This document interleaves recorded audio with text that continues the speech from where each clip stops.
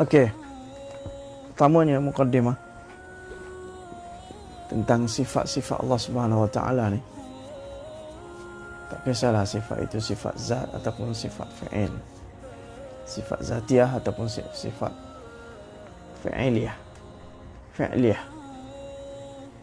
Bila mana berkaitan dengan sifat Allah Subhanahu Wa Taala, perkara pertama yang kita kena faham bahawa sifat Allah Subhanahu Wa Taala ini adalah satu syai' ghair mahsus, perkara yang mana kita tak boleh nak rasa, wa ghair ma'qul, dan tak boleh kita nak letak kefahaman dalam kepala otak kita yang kecil ni. Kenapa? Perkara yang melibatkan Allah Subhanahu Wa Taala, maka ianya satu perkara yang ghair ma'qul, tak boleh kita nak fikir, dan ghair mahsus, ghair hissiyah. Faham? Jadi disebabkan lafaz-lafaz yang digunakan bagi menggambarkan sifat Allah Subhanahu Wa Taala itu, jadi lafaz kita bersangatan kurang untuk menggambarkan tentang zat Allah Subhanahu Wa Taala. Lafaz tidak ada keupayaan untuk menggambarkan tentang sifat Allah Subhanahu Wa Taala. Kenapa? Lafaz-lafaz yang digunakan itu hanyalah maudhu'u lahu dia kepada perkara yang mahsusat. Maudhu'u lahu dia kepada perkara yang mahsusat dan kepada perkara yang ma'kulat. Jadi bila mari nak lafaz-lafaz ini, bila datang kita nak fitkan dengan sifat Allah Subhanahu Wa Taala, maka sudah tentu lafaz tadi kurang dia punya lafaz dia untuk kita faham akan mafhum sifat-sifat yang berkaitan dengan zat Allah Subhanahu Wa Taala. Tafsirnya begini, dalam Al-Quran banyak mana sifat-sifat, lafaz-lafaz yang digunakan untuk membayangkan tentang sifat Allah Subhanahu Wa Taala. Dalam Quran dan hadis, sifat-sifat, lafaz-lafaz yang digunakan untuk menjelaskan tentang sifat Allah Subhanahu Wa Taala, seperti sami'un, mendengar, basirun, melihat, hayyun, hidup, mutakallim, bercakap, berkata-kata dan sebagainya. Kadang-kadang lafaz ini juga digunakan untuk manusia, digunakan untuk makhlukat. Sami', mendengar, digunakan juga mendengar, manusia pun mendengar. Basir, melihat, manusia juga melihat. Kalam, mutakallim, bercakap-cakap, berkata-kata, manusia juga berkata-kata.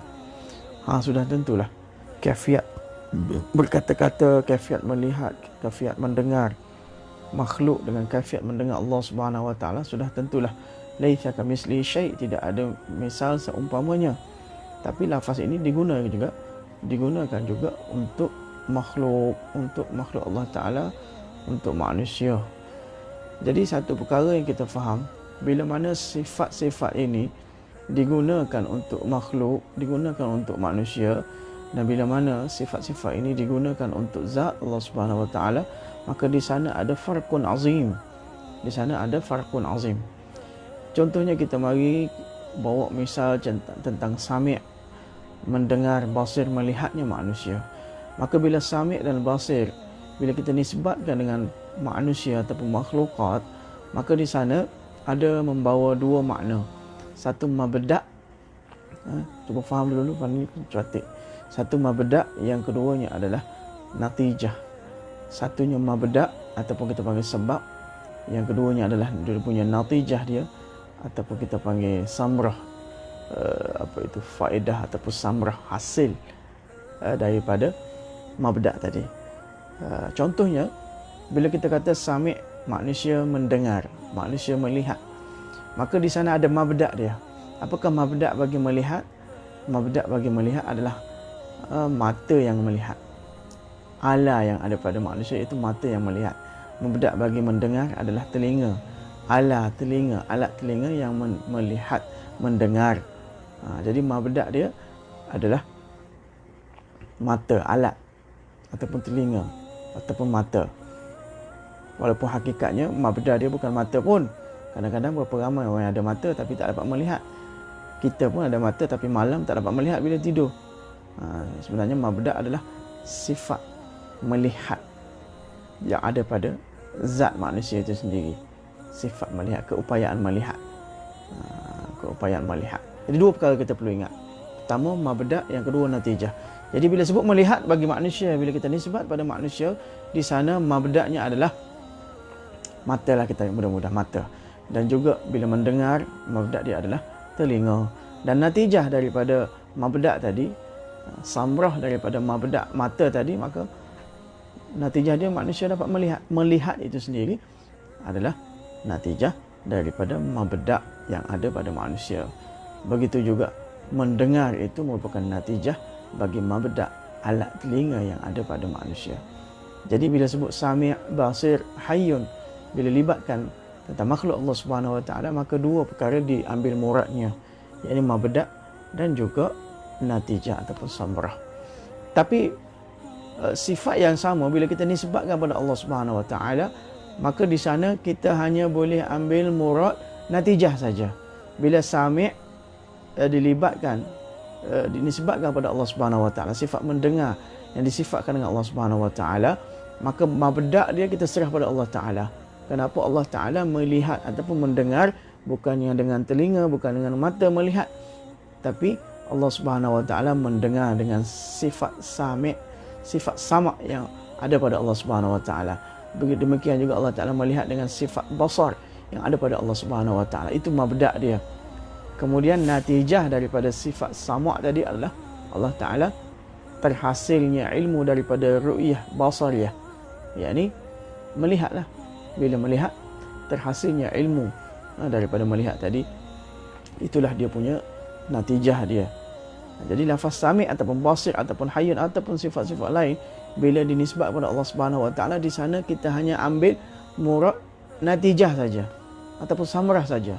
Adapun mabda' kita hanya perlu i'tiqad dalam hati kita yang Allah Taala miliki mabda'nya yang hakiki. Adapun sifat kaifiat mabda' Allah Subhanahu Wa Taala kita serah pada Allah Subhanahu Wa Taala.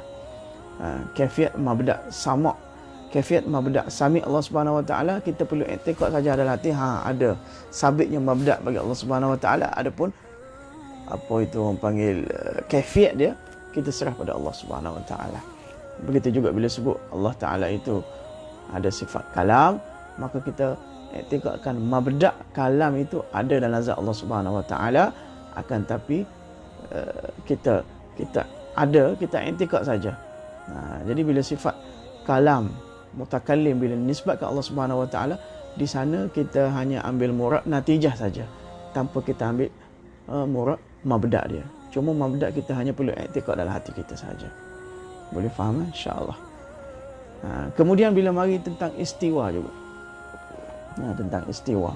Bila mari bahas al-istiwa 'alal arsy, ar-rahmanu 'alal arsy istawa. Sekarang kita datang kepada ar-rahmanu 'alal arsy istawa.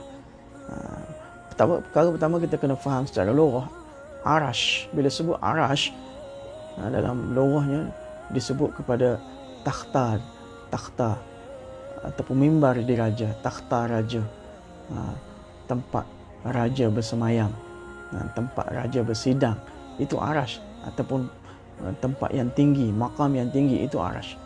Makam yang tinggi itu arash. Kemudian bila sebut istiwa, istiwa ni ada banyak makna.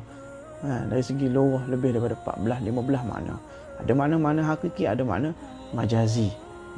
Istiwa ni ada makna hakiki, ada makna majazi. Istiwa dari segi lughahnya ada membawa makna i'tidal, menyamai, ada membawa makna sawaun. Istiwa daripada sawa, yakni menyamai, sama. Seperti mana Allah Ta'ala sebut, la yastawi ashabun nari wa ashabul jannah. Jadi istiwa itu dari segi lughahnya membawa makna i'tidal ataupun sawa, menyamai. Okey. Jadi bila mana satu orang raja dia duduk di atas takhta di raja, maka waktu itu dia akan membawa makna dia akan melaksanakan pemerintahan di bawah miliknya. Dia akan mengurus dan mentadbir, melaksanakan pemerintahan. Itu isyarah daripada bila mana seorang raja duduk di atas mimbar. Dia duduk tu bukan sembarang duduk. Duduk di atas mimbar Maknanya isyarah kepada melaksana, mengurus dan mentadbir kawasan pemerintahannya. Tengok, jadi lafaz istiwa ini, lafaz istiwa al-arsh ini, lafaz istiwa ini bila kita nisbatkan kepada makhluk, dia jadi lain. Bila nisbatkan kepada Allah, dia jadi lain. Istiwa ni bila kita nisbatkan kepada makhluk, kita nampak dia punya mabda dia. Apa mabda dia? Duduk di atas mimbar, duduk di atas takhta diraja. Itu dia punya mimbar dia. Kemudian natijah dia apa? Natijah ataupun samrah yang terhasil daripada seorang raja duduk di atas mimbar ataupun takhta diraja, makna raja tadi akan melaksanakan, mengurus dan mentadbir segala pemerintahannya di bawah kawasan-kawasan taklukannya. Itu bila nisbatkan makna manusia. Akan tapi bila istiwa yang sama dinisbatkan bagi Allah Subhanahu Wa Taala, maka yang terhasil di sini hanyalah natijah saja daripada mabda' tadi. Apa natijahnya?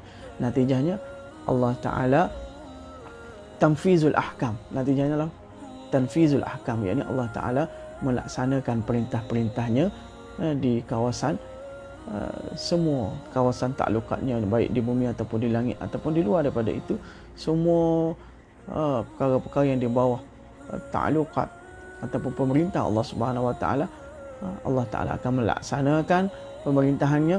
Allah Subhanahu Wa Taala akan mengurus dan mentadbir segala benda yang ada di bawah tahta ahkamihi, di bawah pemerintah Allah Subhanahu Wa Taala. Maka di sana hanya kita ambil makna natijah saja. Adapun mabda' istiwa tadi kita hanya i'tiqadkan dalam hati kita yang Allah sabitnya mabda' istiwa bagi Allah Subhanahu Wa Taala. Bukannya sabitnya duduk bagi Allah Taala, kena faham. Bukannya sabitnya duduk. Istiwa sini bukan makna istiqrar, menetap ataupun jalisun, duduk. Na'udzubillah subhanahu wa ta'ala, munazzahullahu ta'ala anhu. Allah Ta'ala bersih suci daripada perkara tersebut. Cuma kita sabitkan secara ijmali yang bagi Allah Ta'ala ada mabda' istiwa tadi. Ada mabda' istiwa tadi. Tinggal lagi kaifiat bagi mabda' tadi kita tafwidz, serahkan pada Allah Subhanahu wa Ta'ala. Kenapa? Laisa kamitslihi syai'. Allah Ta'ala tidak menyerupai apa pun, tidak menyamai sesuatu sekalipun di atas dunia ini. Jadi istiwa ni bila nisbat kepada makhluk membawa dua makna mabda' dan juga natijah. Tapi bila dinisbatkan kepada zat Allah Subhanahu wa Ta'ala, hanya yang terhasil di situ, yang dimuradkan di situ hanyalah yang terhasil di situ hanyalah natijah dan samrah saja. Adapun mabda' kita hanya perlu i'tiqad dalam hati kita. Kaifiat mabda' tadi kita serah pada Allah Subhanahu wa Ta'ala.